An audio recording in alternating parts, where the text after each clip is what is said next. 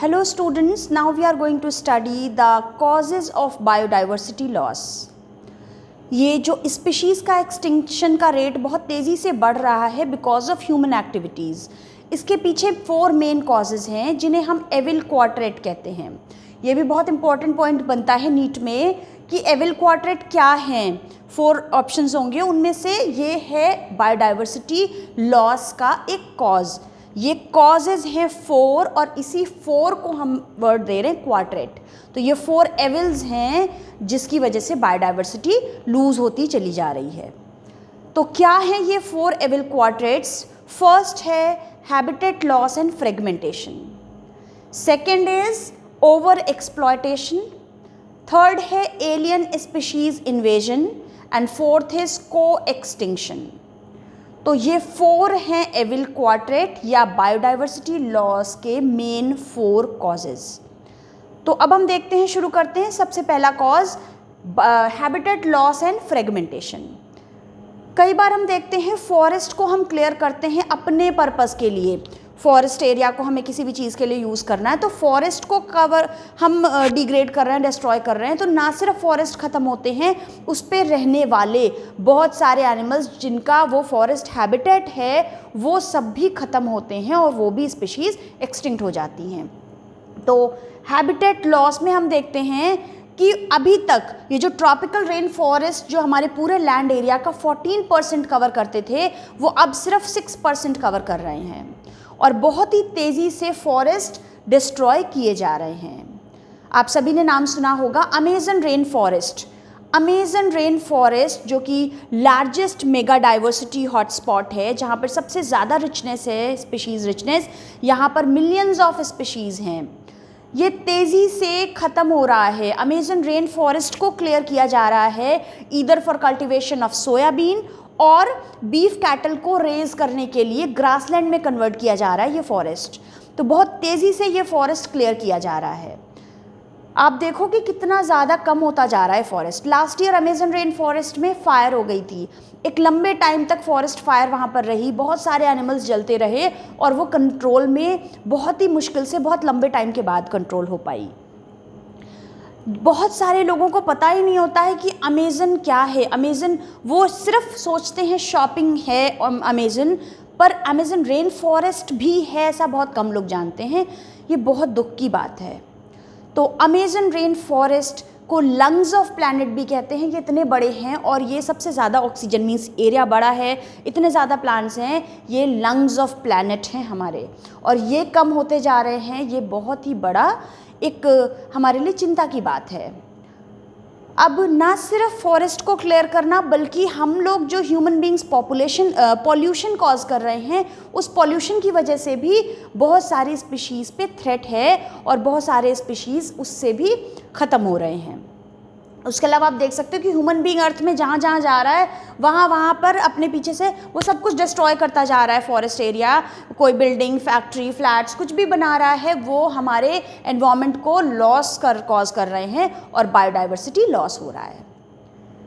कई बार आपने देखा होगा कि एलिफेंट्स रोड में दिखाई देते हैं, रोड्स क्रॉस करते हुए दिखाई देते हैं. आप सोचते हो एलिफेंट्स हमारे टेरिटरी में क्यों आ गए, but the real fact is कि हमने एलिफेंट की टेरिटरी में एनक्रोच किया है. पहले एलिफेंट के पास एक ख़ास मेमोरी है कि वो जिस रोड से या जिस एरिया में गुज़रते हैं वो उनको रोड मैप उनके दिमाग में याद हो जाता है. और जब भी हमने तो बीच में रोड बना दी या रेलवे ट्रैक बना दिया फॉरेस्ट के बीच में, पर actually that was their territory. तो उनको वो रास्ता पहले वाला याद है और वो तो अपने ही रास्ते पे गुजर रहे हैं. अब बीच में रोड आ गई है जो हमने बना दी है. तो इस तरीके से हैबिटेट लॉस तो हमने किया ही है. हमने अगर पूरे बड़े से हैबिटेट को फ्रेगमेंटेड कर दिया तो भी बहुत सारे स्पीशीज़ का एक्सटिंक्शन हो जाता है. कई बार आपने सुना होगा कोई वाइल्ड एनिमल लाइक लेपर्ड या फिर टाइगर, कैट, लायन हमारे विलेजेस में एंटर कर गए और बहुत सारा डिस्ट्रक्शन कर गए, कैटल्स को खा गए जो बंधे हुए थे. तो वो सारा उनकी टेरिटरी थी. एक टाइगर को पूरा 20 स्क्वायर किलोमीटर्स का एरिया चाहिए, पूरी टेरिटरी चाहिए. तो जब हमने उसको फ्रेगमेंटेड कर दिया, बड़े से एरिया को ब्रोकन कर दिया छोटे छोटे पीसेस में, तो फ्रेगमेंटेशन से भी बहुत सारे एनिमल्स अफेक्टेड होते हैं.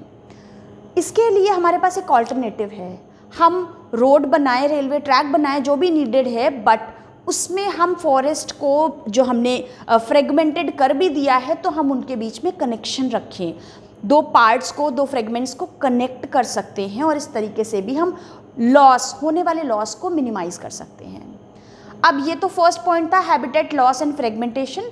अब नेक्स्ट पॉइंट है ओवर एक्सप्लॉयटेशन। नीड के लिए हम चीज़ें यूज़ करते हैं, लेते हैं, दैट इज़ ओके, नेचर ने उतना तो दिया है हमें, पर when our need turns into greed, जब हम बहुत ज़्यादा ग्रीडी हो जाते हैं और ओवर एक्सप्लॉयटेशन स्टार्ट कर देते हैं तो एक्सटिंक्शन शुरू होता है। कई बारी शिप्स जाकर कोस्टल एरिया से या सी में millions of tons fishes capture कर लेते हैं और इस तरीके से ओवर एक्सप्लॉयटेशन की वजह से बहुत सारी स्पीशीज़ का एक्सटिंक्शन हुआ है। आप जानते हो स्टेलर सी काउ रशिया में, पैसेंजर पिजन, एक और एग्जांपल इसी में आता है डोडो, जो मॉरिशस में एक्सटिंक्ट हुआ है।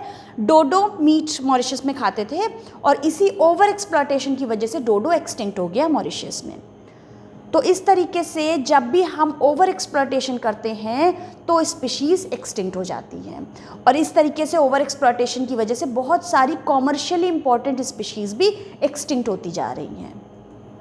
नेक्स्ट है एलियन स्पीशीज़ इन्वेजन।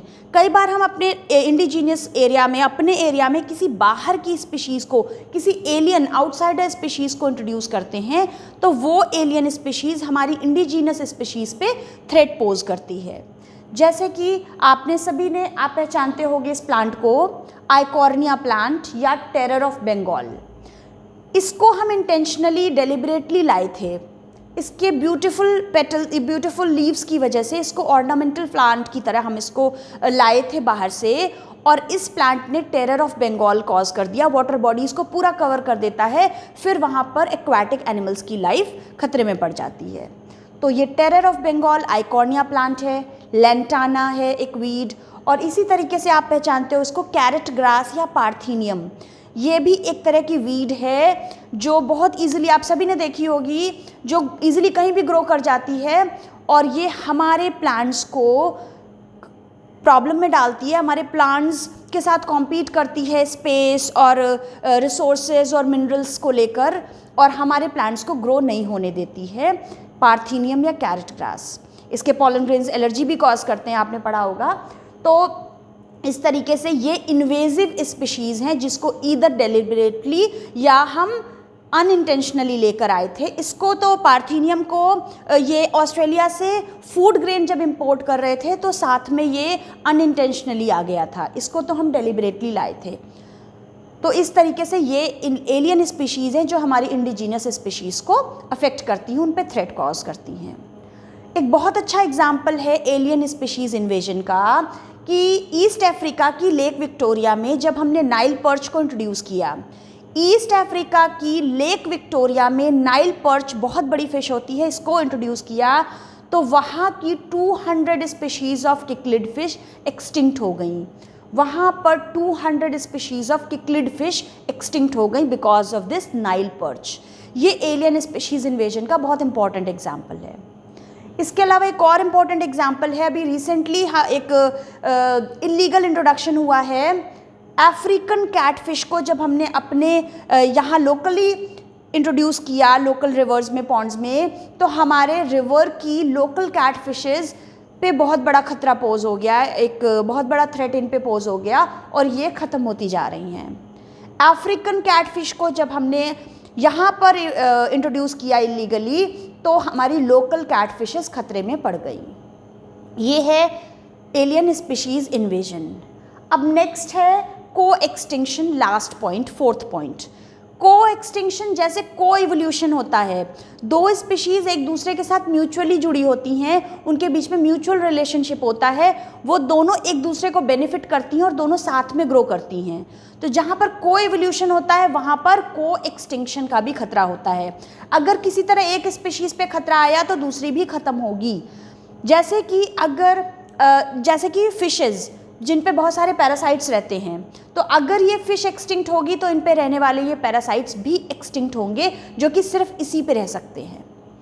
अब इसी का और एग्जाम्पल है, आपने पढ़ा है पॉलिनेशन चैप्टर में प्लांट पॉलिनेटर रिलेशनशिप। कई बार प्लांट पॉलिनेटर रिलेशनशिप इतना म्यूचुअल होता है कि अगर एक एक्सटिंक्ट होगा तो दूसरा भी होगा। फॉर एग्जाम्पल युक्का प्लांट और मोथ का रिलेशनशिप हमने पढ़ा है कि ये जो मोथ इंसेक्ट है ये युक्का प्लांट के लॉक्यूल में अपने एग्स ले करता है, और ये जो एग्स हैं वो इसी पे, इसके लार्वी हैं वो इसी फ्लावर पे फीड करते हैं, इसके पॉलन ग्रेन्स पे, और बदले में ये इंसेक्ट इसको पॉलिनेट भी करते हैं।